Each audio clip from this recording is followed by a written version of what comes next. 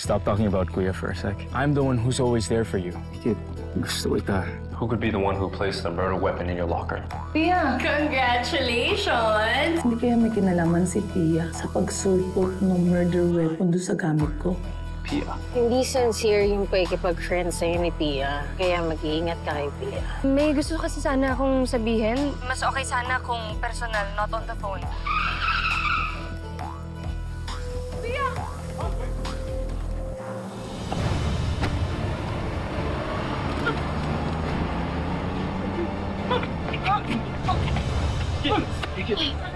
Kid, are you okay? You okay? Pia! Pia! Pia! Dali mo na kagad doon sa sa van, tapos bilhin sa ospital. Pia!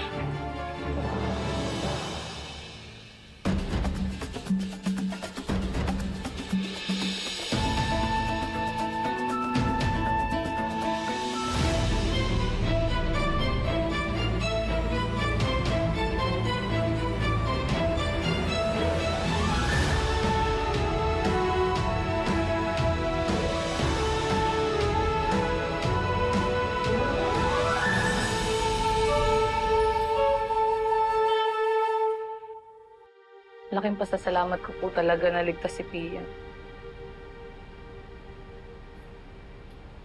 Sir, sigurado pa kayo na hindi naapektuhan yung ulo ni Pia dahil sa pagkabagsak namin kanina. It's okay. The doctor said, well, according to them, the CT scan, MRI, everything came back negative. She just needs to rest before she can get discharged. Malakas talaga yung hinala ko, sir. May kinalaman dito sa Soraya at si Angela. So kung ano yung nangyari sa amin ng Pia kanina, baka may alam si Pia sa kaso laban sa kanila. Kaya siya yung tina-target ngayon.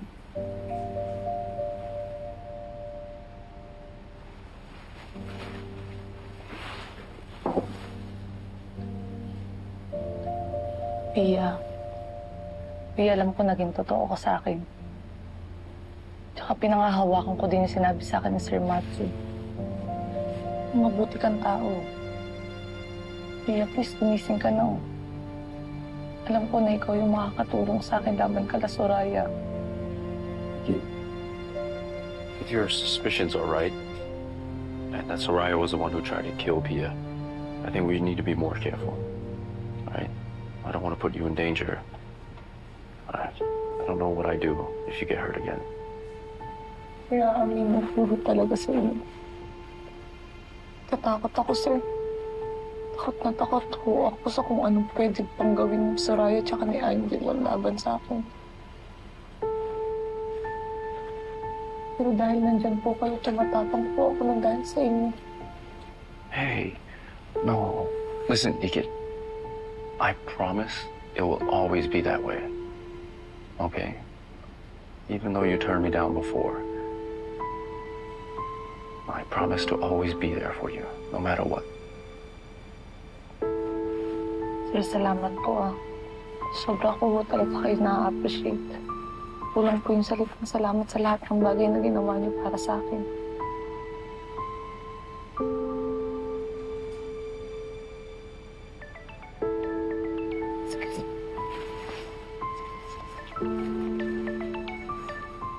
Colonel Maguna. Hello, sir? Opo, ako po to. Talaga, sir, may improvement tapos sa investigasyon. Sige, papunta na ho ako. Dali lang po. Sir, kayo muna bahala kay Pia, ha? Kailangan ko talagang kausapin si Colonel Molina. Sige. Pero, the bodyguards are going with you. Okay? Sige, sir. Ingatan niyo rin po yung sarili niyo.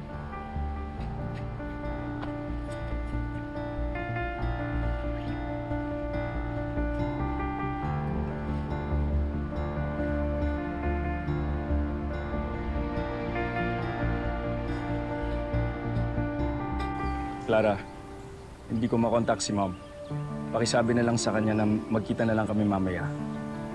May nag-tip sa akin na dito lumipat si Greg. Yung dating IT staff natin sa resort. Kailangan ko na talaga siya makausap. Malakas ang kutob ko na alam niya kung sino talagang pumatay kay Dad. Sige. Balitaan kita. Pedro! Ano, Greg? Magsalita ka na. Sir, ano ang problema? Huwag ka nga magtanga-tangahan. Alam ko na ikaw yung nag-tamper ng CCTV footage sa office ni Dad. Sir, hindi po. Wala ho akong Ano, Greg? Tatanggi ka pa?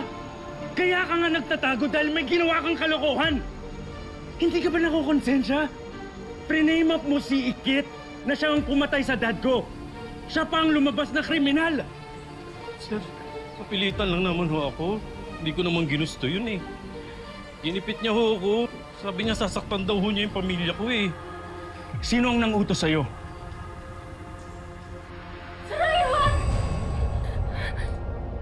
Pia, you okay? Oh, whoa. All right, calm down. I'm here. Why were you yelling Sarai's name? Hey, you remember what happened? You were almost hit by a car and Ikit saved you. Nasaan siya? Kailangan ko makita si Ikit.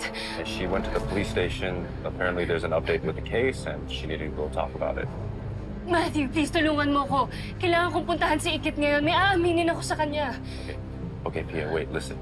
You need to stay here, rest and recover, and you can go see Ikit when Matthew, hindi mo naiintindihan. Kailangan ko puntahan si Ikit ngayon na. Wait, Ikit told me that someone wanted you dead. And you were supposed to meet her. Is that what you wanted to tell her? Hindi lang yan, Matthew. May kailangan ako aminin sa kanya. Malalaman niyo rin yung sasabihin ko sa kanya kasi you deserve to know the truth. Pero ngayon, si Ikit muna dapat yung makaalam. Please, Matthew, I'm begging you. Tulungan mo ko. Dalhin mo ko kay Ikit.